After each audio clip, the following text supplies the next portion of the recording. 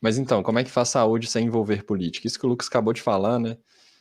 Isso também envolve política, né? E aí eu gosto de trazer, principalmente aqui no Aula Ciência, que a gente tem um público bem abrangente, né? A gente faz questão, assim, de abraçar o nosso público e a nossa audiência. A gente não está preocupado em que candidato vocês vão votar, a gente não está preocupado se X ou Y vai vencer a eleição, pelo menos aqui dentro da Aula Ciência, essa não é a nossa preocupação. Nossa preocupação é que a gente consiga mostrar realmente do ponto de vista factual o que está acontecendo. E aí a palavra política, às vezes ela já chega carregada com aquela ideia, nossa, você vai votar no partido X ou no partido Y. E aí esses vídeos, né, essa série de vídeos que a gente tá publicando agora, que vai publicar um próximo amanhã, ela tem esse viés nosso aqui de tentar mostrar que a palavra política ela é muito mais abrangente do que partidos, né? Então, quando o Lucas comentou agora dos médicos prescrevendo cloroquina, até hoje, né? Essa falha no ensino de medicina baseada em evidências. Isso é política, né? Como é que a gente vai resolver isso? Política no sentido de que a gente vai ter que negociar, que a gente vai ter que sentar na mesa, a gente vai ter que abrir é, ideias ali. A gente vai ter que se despir do máximo possível de preconceitos e conseguir chegar numa negociação. Então, isso é política. O nosso primeiro episódio, a gente tenta mostrar isso da melhor forma possível. Uma das representações disso é a CPI da Covid.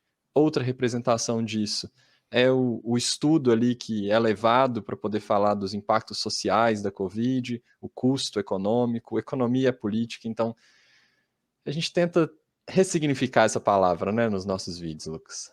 Sim, sim. É difícil porque ela traz essa carga, então já vem com preconceito.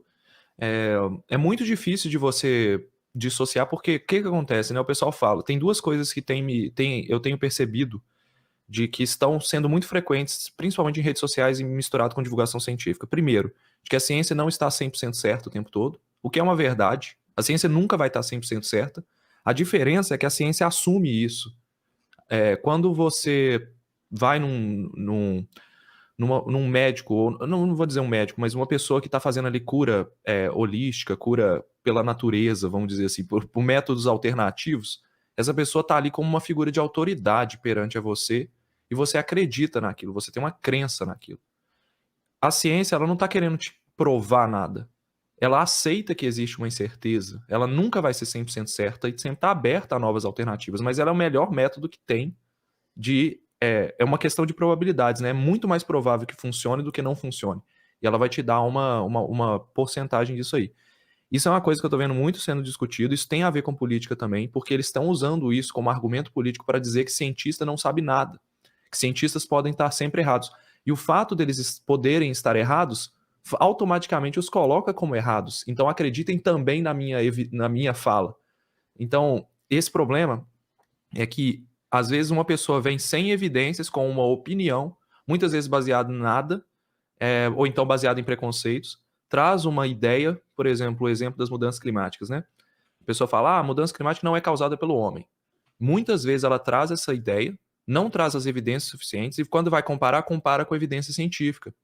Então esse é o problema, você está colocando no mesmo pé de igualdade uma opinião, um fato não provado, um fato não estudado, com um fato estudado e muito testado, né?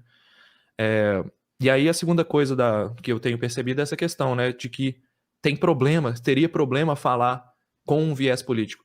Todos nós temos um viés político, todos nós temos uma opinião sobre o que acontece, sobre isso, mas se algo, a metodologia, se alguma coisa eu aprendi ao longo desses anos é que você tem dados e dependendo da forma como os dados são coletados, você não tem como questionar. Então, trazendo isso em contexto aqui, o Henrique fez uma pergunta, né? Boa noite, senhores. Vocês chegaram a ver se tinha estudo do Pedro Halal sobre mortes evitáveis? Porque o Pedro Halal é o epidemiologista muito famoso que foi lá na CPI e tudo. Lembro que na CPI teve depoimento que dava para ter evitado 4 de cada 5 mortes. Henrico, não precisa de estudo para mostrar isso. Sabe por quê? Porque existem dados. E o que o Pedro fez foi simplesmente, tá? E aí eu acho que é um problema da sociedade entender a fala dele como se houvesse um estudo. Por quê? Porque ele tem autoridade. Ele é um dos maiores epidemiologistas do Brasil. Provavelmente existem estudos que vão mostrar ali mortes em excesso e vão mostrar o que aconteceria na média. Isso é feito, tá? Deve ter algum estudo para o Brasil também, eu só não vi agora, não consigo trazer. Mas na época da CPI, o que ele apresentou? Ele apresentou a média mundial e o Brasil. Então, o que ele falou, isso é dado, tá? Não tem como você questionar. Qual que é a média mundial? Ah, a média mundial é tantos casos por 100 mil habitantes. Qual que é a média do Brasil? É tanto, é muito maior. Então, ele calculou que se a gente tivesse seguido a média mundial, a gente evitaria ali, acho que 400 mil mortes.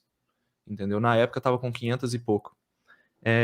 Então, foi isso que foi feito. É uma análise de dados, não é um estudo científico. É uma análise de dado. Então, é baseado na média. Se o Brasil voltasse à média, o que seria o ok, já que todo mundo está assim, vamos ver como é que seria o Brasil. A gente teria evitado 4 de cada 5 mortes. Então, é um dado. Agora, o próximo passo, e isso provavelmente tem, vocês podem pesquisar no PubMed aí, que é um site onde se pesquisa estudos científicos da área de saúde. Você tem esses estudos avaliando qual que é a expectativa de mortalidade para aquela época, considerando uma doença respiratória, quanto que essa doença transmite e tudo, qual que era a mortalidade esperada, considerando o cenário mundial. Aí você tem que fazer um estudo estatístico. Quanto que o Brasil teve? Aí você calcula as mortes em excesso. E a partir dessas mortes em excesso dá para você saber, por exemplo, custos e tudo mais.